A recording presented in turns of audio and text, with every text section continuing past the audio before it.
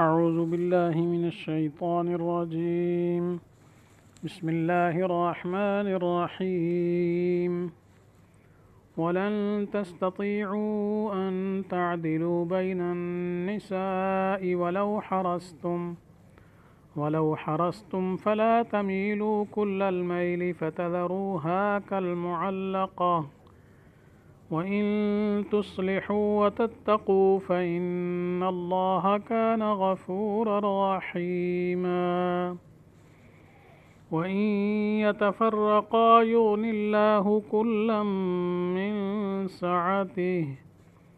وَكَانَ اللَّهُ وَاسِعًا حَكِيمًا صدق اللہ العظیم۔ ترجمہ یہ ہے،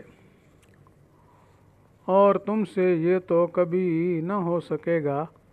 کہ سب بیویوں میں بالکل برابری رکھو، گو تمہارا کتنا ہی جی چاہے، تو تم بالکل تو ایک ہی طرف نہ ڈھل جاؤ، جس سے اس کو ایسا کر دو جیسے کوئی ادھر میں لٹکی ہو، اور اگر اصلاح کر لو اور احتیاط رکھو تو بلا شبہ اللہ تعالیٰ بڑے مغفرت والے بڑے رحمت والے ہیں۔ اور اگر دونوں میاں بیوی جدا ہو جائیں تو اللہ تعالیٰ اپنی وسعت سے ہر ایک کو بے احتیاج کر دے گا،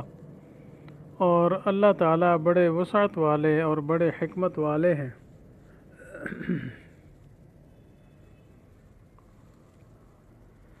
تو یہ آیات بھی در حقیقت پہلی آیت ان دو میں سے جو ہے یہ سورۃ نساء کی ایک آیت کی تفسیر ہے اور اس کی مزید وضاحت کر رہی ہے کہ سورۃ نساء کے شروع میں یہ ہدایت فرمائی گئی تھی کہ اگر ایک مرد کے نکاح میں ایک سے زائد عورتیں ہوں تو اس مرد کے ذمہ سب بیویوں میں عدل و مساوات قائم رکھنا فرض ہے، اور جن کو یہ اندیشہ ہو کہ میں اس فرض کو ادا نہ کر سکوں گا تو اس کو چاہیے کہ ایک سے زائد نہ کرے، جیسے فرمایا تھا فَإِنْ خِفْتُمْ أَلَّا تَعْدِلُوا فَوَاحِدَةً، اور ایک ہی بیوی پر پھر اکتفا کرے۔ اور رسول اللہ صلی اللہ علیہ وسلم نے بھی اپنے قول و عمل سے تمام بیویوں میں عدل اور برابری کو نہایت تاکیدی حکم قرار دیا ہے، اور اس کی خلاف ورزی پر سخت وعید ارشاد فرمائی گئی، جیسا کہ سورۃ نساء کے اس درس میں جب یہ آیت آئی تھی فَانْكِحُوا مَا طَابَ لَكُم مِّنَ النِّسَاءِ مَثْنَىٰ وَثُلَاثَ وَرُبَاعَ، یہ تیسری آیت ہے سورۃ نساء کی، تو اس درس میں ان کا بیان کیا جا چکا ہے، لیکن اس کے ظاہری الفاظ جو ہیں فَإِنْ خِفْتُمْ أَلَّا تَعْدِلُوا فَوَاحِدَةً، یعنی 4 بیویوں تک نکاح میں رکھنے کی اجازت دے کر فرمایا کہ اگر تم کو اس کا خوف ہو کہ عدل نہ کر سکو گے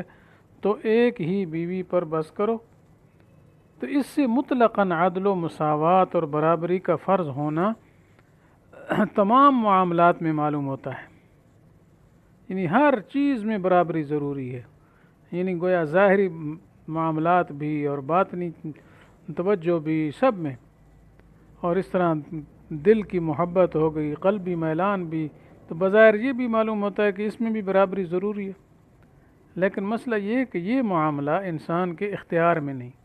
دل انسان کے اپنے اختیار میں نہیں ہوتا، دل کا میلان بعضی چیزوں کی طرف ہو جاتا ہے، انسان کا اختیار نہیں چلتا ہے، دل پر پورا کنٹرول نہیں ہے، یہ انسان کے بس میں نہیں ہے کہ ایک چیز سے محبت لگائے یا نہ لگائے۔ تو یہاں بتلایا گیا کہ اگر تم سب بیویوں میں کوشش بھی کرو تو قلبی میلان کے بارے میں مساوات نہیں کر سکتے، یہی مطلب ہے لن تستطیعوا ان تعدلوا بین النساء، تمہارے بس میں ہی نہیں ہے کہ پوری برابری کرو ہر معاملے میں، اگرچہ تم پورا ٹل لگاؤ ولو حرصتم، تو مطلب یہ نہیں کر سکتے فلا تمیلوا کل المیل، پورے ادھر مائل نہ ہو جاؤ جس سے محبت ہے اور دوسری بیچاری کو لٹکی ہوئی بنا دو۔ تو بہرحال یہاں یہی بتلایا گیا کہ تم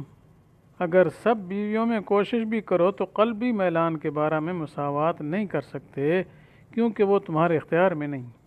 مگر ایسا بھی تو نہ کرو نا کہ پورے ہی ایک طرف کیا ہے جھک جاؤ،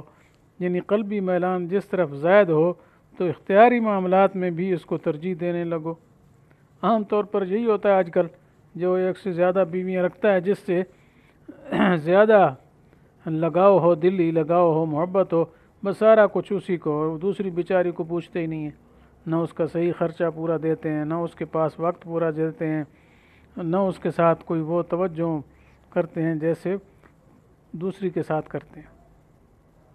تو بہرحال اگر ایسا کرو گے تو جس کا نتیجہ یہ ہو جائے گا کہ دوسری عورت لٹکی ہی رہ جائے گی۔ لٹکی کا معنی یہ یعنی شوہر اس کے حقوق بھی ادا نہ کرے اور اس کو آزاد بھی نہ کرے، تو اس طرح تو یہ مطلب یہ ہے کہ بیچاری بس نہ نکاح والی ہے، شوہر والی ہے، نہ بغیر شوہر والی ہے بیچاری۔ تو اس طرح یہ آیت سورۃ نساء کی پہلی آیت یعنی آیت نمبر 3 کی تشریح ہو گئی کہ اس سے ظاہری الفاظ سے قلبی میلان میں بھی مساوات کا فرض ہونا معلوم ہو رہا تھا، لیکن اس آیت نے کھول دیا کہ قلبی میلان بوجہ غیر اختیاری ہونے کے فرض نہیں ہے، بلکہ فرض امور اختیاریہ میں مساوات ہے۔ مثلا روٹی کپڑا ہے، نان نفقہ جو بھی ہے، خبر گیری ہے، دیکھ بھال ہے، شباشی رات گزارنا ہے، جی اس طرح طرز معاشرت جو ہوتی ہے، معاشرے میں ایک دوسرے کے ساتھ رہن سہن، تو اس میں مطلب برابری کرے، کوئی کمی بیشی نہ کرے، دونوں کے اندر مکمل برابری ہو، 2 ہوں، 3 ہوں، 4 ہوں جیسے۔ اس لیے آپ صلی اللہ علیہ وسلم بھی دعا فرماتے تھے، اے اللہ، یعنی آپ پورا عملی طور پر جو ہے مساوات کرتے تھے، تو پھر بھی اللہ تعالیٰ سے دعا کرتے تھے، یا اللہ جو میرے اختیار میں ہے وہ تو میں پورے طریقے سے کیا کرتا ہوں، تو اور جو میرے اختیار میں ہے نہیں ہے، یا اللہ میرے اس پر کیا گرفت نہ کرنا، یوں دعا فرمایا کرتے تھے۔ تو مطلب یہ ہے کہ قلبی لگاؤ جو ہے اپنے اختیار میں نہیں ہے، بعض سے زیادہ ہوتا ہے، بعض سے کم ہوتا ہے۔ تو بہرحال اس میں یہ ہدایت دی گئی، اور آگے یہ بھی فرمایا وَإِن تُصْلِحُوا وَتَتَّقُوا فَإِنَّ اللَّهَ كَانَ غَفُورًا رَحِيمًا، اگر تم اصلاح کرتے رہے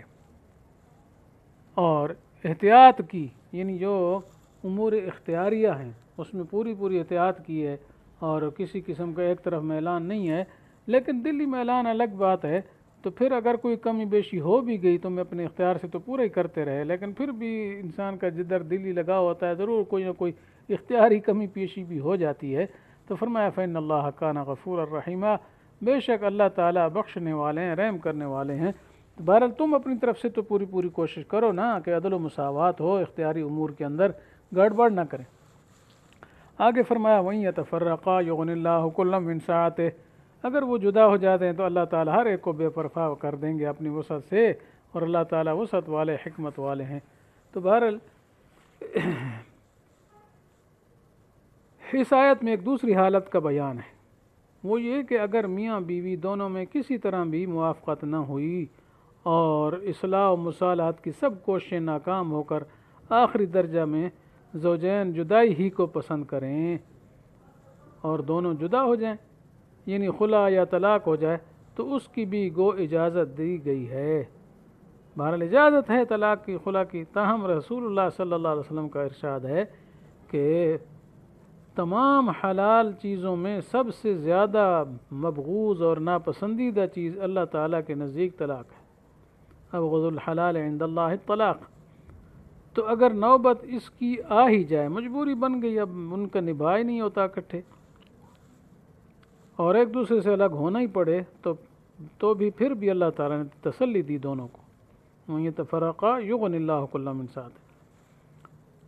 کہ خدا پھر دونوں کا کارساز ہے، اللہ تعالیٰ اپنی وسعت قدرت سے دونوں میں سے ہر ایک کو دوسرے سے بے احتیاج کر دے گا، کوئی دوسرے کا محتاج نہیں رہے گا، نہ خاوند بیوی کی، نہ بیوی خاوند کی، اور ہر ایک کی اللہ تعالیٰ مناسب سبیل نکال دے گا۔ تو اس لیے ارشاد فرمایا اگر دونوں میاں بیوی میں کسی طرح بھی موافقت نہ ہوئی اور دونوں جدا ہو جائیں تو کوئی ان میں سے مرد یا عورت یوں نہ سمجھے کہ بدون میرے اس دوسرے کا کام ہی نہیں چل سکے گا، کیونکہ اللہ تعالیٰ اپنی وسعت و قدرت سے دونوں میں سے ہر ایک کو دوسرے سے بے احتیاج کر دیں گے، اور اللہ تعالیٰ بڑی وسعت والے، بڑی حکمت والے ہیں۔ تو اللہ تعالیٰ کی قدرت بہت وسیع ہے، اس سے کسی کو مایوس ہونے کی کوئی ضرورت نہیں ہے، کوئی وجہ نہیں ہے۔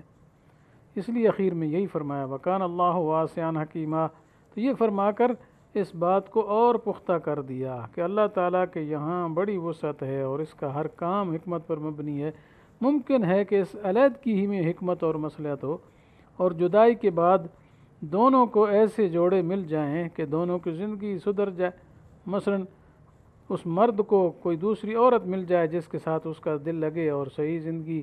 اچھے انداز سے گزرے، اور اس طرح اس عورت کو کوئی سہارا مل جائے، خاوند مل جائے جس کے ساتھ کیا ہے اس کا اچھا نبھا ہو اور خوشگوار ماحول کے ساتھ اس کے ساتھ زندگی گزارے اور دونوں ایک دوسرے سے خوش ہوں۔ تو اس لیے اللہ تعالیٰ کے لیے تو کوئی مشکل نہیں ہے کہ دوسرے کو دے دیں گے۔ تو گویا اشارہ اسی طرف ہے، اگر کوئی صورت نبھا کی نہیں بنتی ہے تو پھر دونوں کو جدا ہونے میں کیا ہے زیادہ پریشان ہونے کی ضرورت نہیں ہے، اللہ تعالیٰ ہر ایک کا کام بنا دیں گے۔ تو بہرحال اللہ تعالیٰ سے دعا ہے کہ اللہ تعالیٰ ہمیں اپنے احکام کی پوری اتباع نصیب فرمائے اور ظاہراً باطناً شریعت کا تابع بنا دے، اور خصوصاً عورتوں کے حقوق کی کامل ادائیگی کی اور ہم کو توفیق دے دے، اور ہر حال میں ہم کو صلاح و تقویٰ کا حامل بنائیں، اور اس طرح ہماری عورتوں کو بھی صلاح و ہدایت عطا فرمائیں اور ان کو بھی اتباع قرآنی کی توفیق عطا فرمائیں۔ آمین۔ وآخر دعوانا ان الحمد للہ رب العالمین۔